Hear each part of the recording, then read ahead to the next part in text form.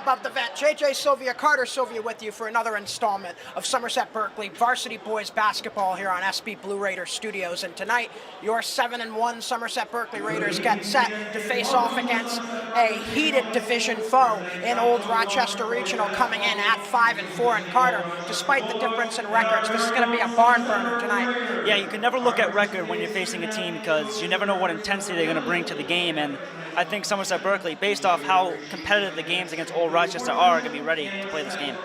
And Carter, we were talking about it before we got to the vet today. Gavin Martin is going to have to shoulder a lot of the scoring load for this Old Rochester squad that lost a good chunk of their roster from a team last season that was just as competitive as Somerset-Berkley. For sure, John, and just like him on the football field, as you said, he's got to carry the load because this Somerset-Berkley starting five is very impressive to watch. An impressive starting five indeed. Let's head down to the court to meet this starting five and get through the national anthem. We'll be right back on SB Blue Raider Studios. First bucket of the game for Old Rochester belongs to Noah Thorell. And now a full court press in effect. Somerset-Berkley to break it. Pacheco slashes through the lane outside. Taylor, yep. The three-point shooting early on for the Raiders is impressive, and they're going to have to keep it up. And as the steal goes there, and a big block there by Gavin Martin. Pacheco to keep it going for the Raiders, and now Bjork for Taylor, back-to-back, yes! Dom Taylor, and the first time out for Steve Carvalho, a 13-2 Raider lead early on. I think what coach for the Old Rochester Bulldogs is saying is, even though we're down 13-2, there's a lot of game left, and I think they got to find a way to produce some offense and also prevent the three-point scoring. Raiders paced by three-point scoring thus far. Dom Taylor with a couple. And, of course, the heavy work down low by Finn Bjork for a few buckets as well. A 13-2 advantage to start for Somerset-Berkley. And, Carter, we talk about this across all sports. Getting that early lead is always important in these conference matches. Won't go either. Oliveira battling with McDonald. Will get it away to Finn Bjork. Still only 2 points on the board for the Old Rochester Bulldogs. Pacheco, shake and bake, starts a cycle outside. Finlaw, strong. Tip out board for McDonald. He'll drive. McDonald, the hop step into the lane. And the circus finish for number 14. Sweet move there by Brent McDonald, and it just seems like game in and game out, he's always producing. 9 in their favor.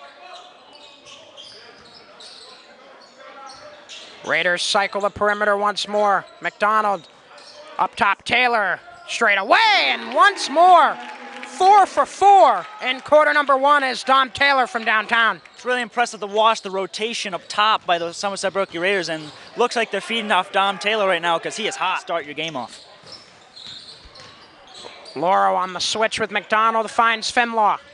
Max Finlaw drives with the left hand, puts it in. And the clock will expire with the Raiders up by 19.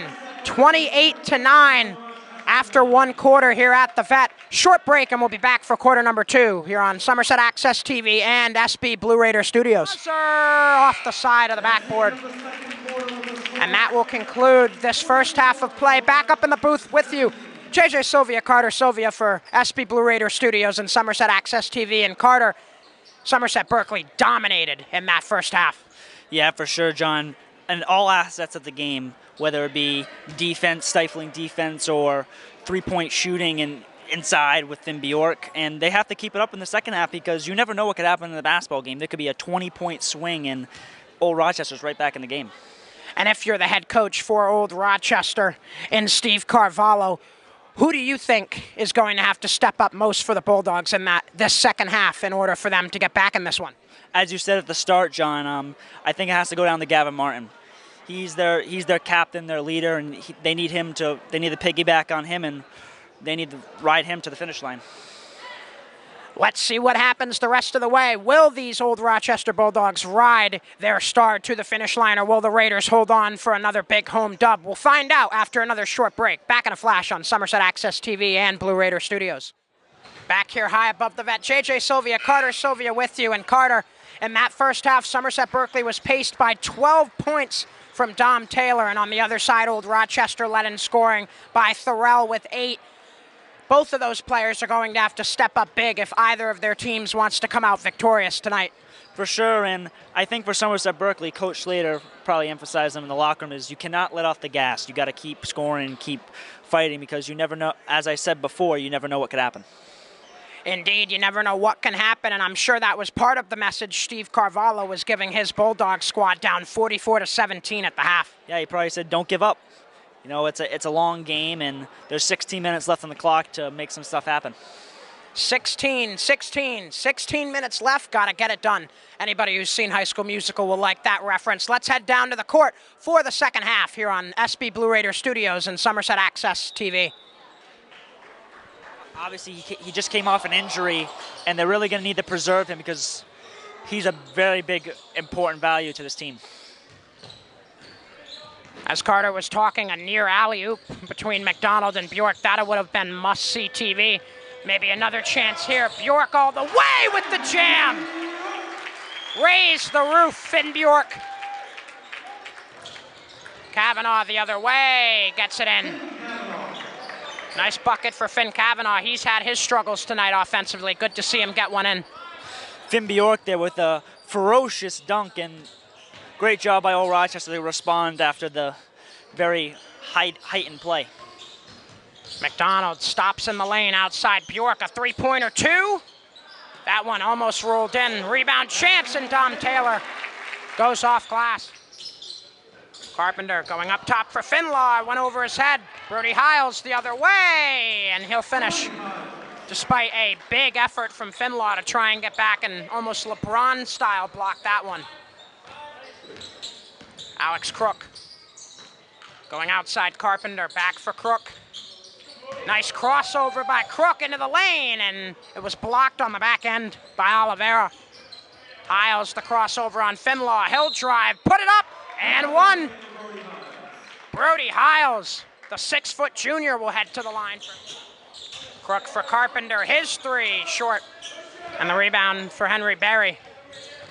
Martin going low, Hiles keeps it in, skips it out, three-pointer will fall. Grady Oliveira's second of the half. And perhaps Old Rochester has found the spark they needed. Yeah, as I said before, they're starting to respond, and as these shots keep coming, you got to wonder, does Somerset-Berkley really need to tighten up on defense because they're starting to really pick up their play. Finlaw outside for Crook. And now Carpenter gets the screen from Crook. He'll give way to Finlaw. Wide left. And the other way goes Grady Oliveira. He'll try to finish with the left hand. That won't go, and Crook the skip out board and push. Alex Crook stops in the paint, gets a chance on Martin, and one! Alex Crook. The bench absolutely loves it. Zach King with a sledgehammer emote there.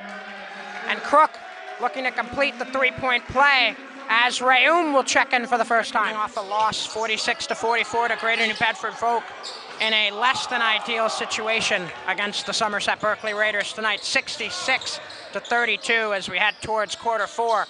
Corner three from Hiles will drop. And now it's 66-35, down to a 31-point Raider lead. That was once at 40. Rayoum off the switch. Looking for Crook, and some miscommunication will cause a turnover there. 20 seconds left, shot clock is off. Langlois has it stolen from him, that's Hiles. Brody Hiles having the quarter of his life with the finish. I like the response that Brody Hiles has shown for his team. We thought Gavin Martin would be the important factor, but it looks like Hiles is really giving this team energy. Brody Hiles and Gavin Martin combining for some great efforts here in quarter number three. Back in the booth, JJ Sylvia, Carter Sylvia with you, 66-39. Old Rochester, Carter, just clawing back here in quarter number three. It's really impressive to watch, and as I said before, they're a no-quit team, as you can clearly see. They're trying to claw back and just try and salvage whatever they can of this game. A lot still to be potentially salvaged. 8 more minutes left to play, at least here at the Vet. JJ Sylvia, Carter Sylvia, we'll be right back here on Somerset Access TV and Blue Raider Studios. Gavin Martin the other way, looking to keep the train moving. Martin, his three-pointer, got it! Gavin Martin from downtown, back-to-back buckets for him and a timeout for Bob Slater. The Old Rochester Bulldogs are digging at this lead, trying to get back in the game, and they're doing a pretty good job. At one point, it was 40 points. Now it's down to 22. 68-46, short break. Carter Sylvia and I will be back in a flash. Gavin Martin will come across half court for Old Rochester. Now Kavanaugh. To the far side in the corner, it's Martin. He had nowhere to go, gives it up Oliveira. Oliveira back for Kavanaugh. Deep three, yes sir! Finn Kavanaugh from downtown. Back to a 22-point Raider lead, 73-51. Somerset-Berkley looking to put the game to bed. Martin nearly at the steal, but it will go all the way down to the other side of the court, just in front of the Raider fan section. Somerset-Berkley finally, Carter, the fan section who was begging for 24 in the first half, is going to get their wish here in the second. Fan favorite Kayvon Dos Santos, and I think we're going to be really excited to see him play, and I hope he gets a bucket so the fans have something to cheer about.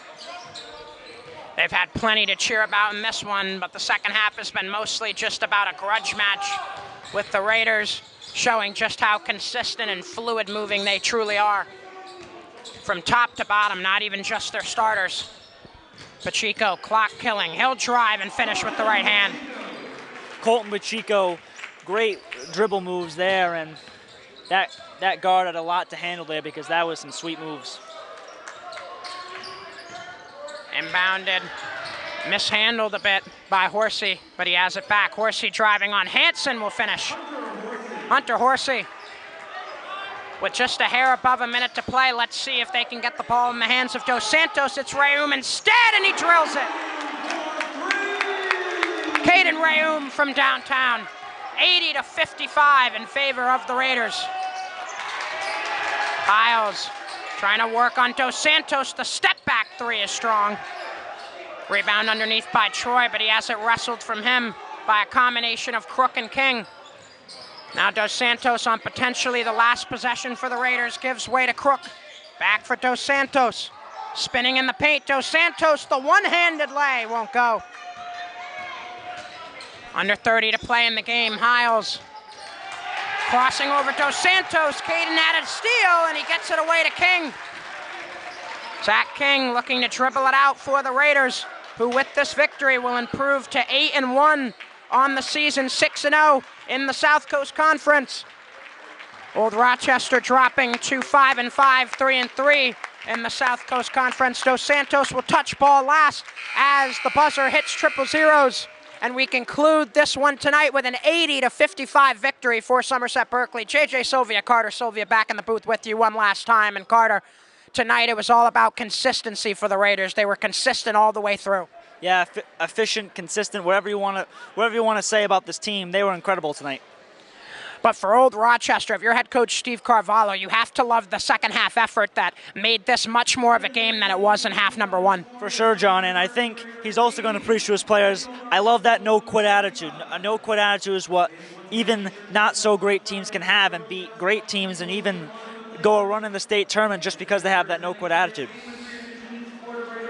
Many more games left ahead, but for now, Carter Sylvia and I will take a step away. For the entire SB Blue Raiders crew, the Somerset Access TV crew, and my partner Carter Sylvia, I'm JJ Sylvia, wishing you a good rest of your night.